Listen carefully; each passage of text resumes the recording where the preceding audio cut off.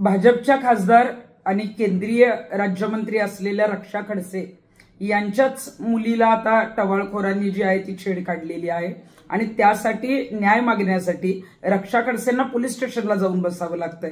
आपण बघतोय की राज्यभरामध्ये महिला असुरक्षिततेचा प्रश्न ऐरणीवर आहे। नुकतंच स्वारगेटचं प्रकरण शांत होत नाही तोपर्यंत अशा पद्धतीची घटना समोर आलेली आहे। योगेश कदम सांगत होते की महिलेने आरडाओरडा केला नाही, कोणीतरी म्हणतंय की पैशाचा व्यवहार झालेला होता, कोणी म्हणतंय की संमतीने या गोष्टी झालेल्या होत्या। म्हणजे मुली ज्या काही आवाज उठवतात तो आवाज दाबण्याचाही प्रयत्न काही जणांकडून होतो। मला वाटतंय की आता एकनाथ खडसे जे अनेक वर्ष मंत्री होते त्यांची ती नात आहे रक्षा खडसे, तर आता भाजपच्या केंद्रीय राज्यमंत्री आहेत आणि त्यांना सुद्धा त्यांच्या मुलीसाठी जो आहे तो न्याय मागायची वेळ येते। जर भाजपच्या केंद्रीय मंत्र्यांच्या घरातली मुलगी सुरक्षित नाही तर सर्वसामान्यांच्या घरातली मुलगी कधी सुरक्षित होणार आहे? पोलीस प्रशासन नेमकं काय करते?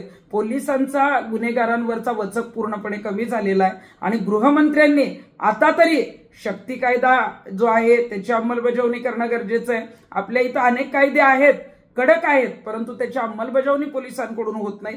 त्यासाठी आता तरी आदेश द्या आणि आता तरी महिलांची जी काही संवेदनशील प्रकरणं आहेत त्यात बरळणं सगळ्यांनी आता थांबवावं। या आरोपीला तातडीनं अटक झाली पाहिजे।